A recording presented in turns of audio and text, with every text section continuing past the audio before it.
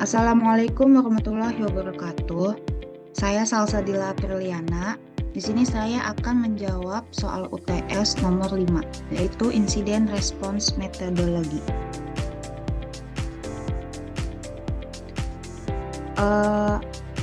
Apa itu Incident Response Methodology? Yaitu serangkaian langkah yang diambil oleh sebuah organisasi untuk mengidentifikasi, merespon, dan menangani insiden keamanan informasi. Incident Response Methodology tujuannya untuk memberikan panduan yang jelas tentang bagaimana menangani insiden keamanan dari awal hingga akhir dengan cara yang terkoordinasi dan terstruktur. Incident Response Methodology juga memiliki 7 tahapan umum yang biasanya diikuti untuk menangani insiden keamanan. Selanjutnya yaitu ada tahapan dalam Incident Response Methodology. Di sini ada 6 tahapan. Yang pertama yaitu ada pendeteksian, yaitu tahapan ini melibatkan pengenalan adanya insiden keamanan, baik dari melalui sistem deteksi otomatis, laporan pengguna, atau aktivitas lain yang mencurigakan. Yang kedua yaitu ada verifikasi. Tahapan ini merupakan insiden yang dideteksi perlu diverifikasi apakah benar-benar terjadi atau hanya palsu positif. Yang ketiga yaitu ada respons. Setelah insiden dikonfirmasi, langkah-langkah respon harus diambil. Ini bisa mencakup mengisolasi sistem yang terkena dampak, memperbaiki kerentanan, dan mengurangi dampak yang mungkin timbul. Yang keempat yaitu ada investigasi, yaitu dilakukan analisis lebih lanjut untuk memahami sifat, sumber, dan dampak dari insiden tersebut. Hal ini seringkali melibatkan forensik digital atau pencarian akar penyebab insiden. Selanjutnya yaitu ada pemulihan atau recovery. Tahapan ini merupakan tahapan yang ditangani dan dipahami. Langkah-langkah pemulihan itu harus dilakukan untuk mengembalikan operasi normal sistem dan layanan yang terkena dampak. Yang terakhir yaitu ada tahapan pemantauan atau monitoring. Merupakan pemantauan tambahan diperlukan untuk memastikan bahwa insiden tidak terulang dan untuk mendeteksi aktivitas mencurigakan lebih lanjut. Selanjutnya yaitu ada tahapan persiapan pra-insiden. Di sini ada 5 tahapan persiapannya. Yang pertama yaitu ada kebijakan dan prosedur. Menyusun kebijakan dan prosedur yang jelas terkait dengan respons terhadap insiden keamanan.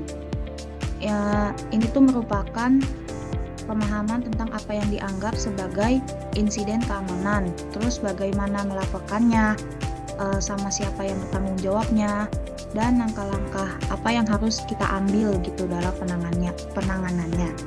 Yang kedua, yaitu ada tim response insiden. Tahapan persiapan ini merupakan membentuk tim respon insiden yang terlatih dan terampil. Tim ini tuh harus terdiri dari anggota yang mampu menangani berbagai jenis insiden keamanan. Terus juga memiliki pengetahuan tentang sistem dan jaringan, serta dapat berkomunikasi dengan baik dalam situasi darurat. Yang ketiga, ada pelatihan dan kesadaran. Memberikan pelatihan kepada personel tentang tindakan yang harus diambil dalam menghadapi insiden keamanan, termasuk cara melaporkan insiden tersebut, terus bagaimana mengidentifikasi tanda-tanda insidennya, dan langkah-langkah respon yang tepat. Yang keempat ada peralatan dan alat. Memastikan bahwa organisasi ini dilengkapi dengan peralatan dan alat yang diperlukan untuk mendeteksi, menganalisis, dan merespon insiden keamanan. Yang terakhir yaitu ada pengujian dan latihan. Melakukan pengujian dan latihan reguler untuk menguji rencana respon insiden dan memastikan bahwa tim respons insiden siap untuk bertindak secara efektif dalam situasi nyata. Latihan ini tuh berupa kayak latihan meja, terus ada simulasi insidennya atau latihan darurat lainnya. Selanjutnya yaitu ada berperan dalam langkah persiapan pra-insiden. Siapa aja sih yang berperan dalam persiapan pra-insiden tersebut? Yaitu ada 6. Yang pertama, manajemen senior. Manajemen senior ini tuh bertanggung jawab jawab atas penentuan kebijakan dan anggaran yang diperlukan untuk persiapan dan respon terhadap insiden keamanan. Mereka juga harus memberikan dukungan dan komitmen terhadap upaya persiapan ini. Yang kedua yaitu ada tim respon insiden. Tim respon insiden memiliki peran kunci dalam menyusun rencana, terus melakukan pelatihan, dan menangani insiden keamanan saat terjadi. Tim ini tuh terdiri dari spesialis keamanan informasi, ada analisis forensik digital, dan ada juga administrator sistem dan lainnya. Yang ketiga, ada pengelola risiko keamanan. Tim atau individu yang bertanggung jawab atas manajemen risiko keamanan itu harus terlibat dalam menilai ancaman potensial, mengidentifikasi kerentanan, dan ada juga mengembangkan strategi untuk mengurangi risiko insiden keamanan. Yang keempat, yaitu ada pengelola sistem dan jaringan. Ini tuh merupakan administrator sistem dan jaringan memiliki peran dalam mengonfigurasi sistem dan infrastruktur jaringan agar dapat mendeteksi, melaporkan, dan merespon insiden keamanan dengan efektif. Yang kelima, yaitu ada pihak internal lainnya. Anggota organisasi dari berbagai departemen juga harus dilibatkan dalam persiapan pra-insiden, termasuk staf TI, ada departemen hukum juga, ada sumber daya manusia, dan lainnya yang mungkin memiliki peran dalam respon terhadap insiden keamanan. Yang terakhir, yaitu ada pihak eksternal.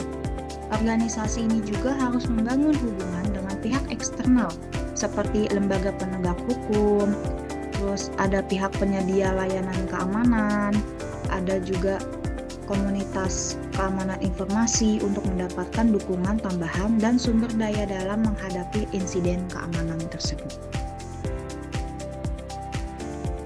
Yang terakhir, ada sumber referensi. Di sini saya mengambil sumber referensi dari beberapa jurnal dan ada juga sumber referensi dari website.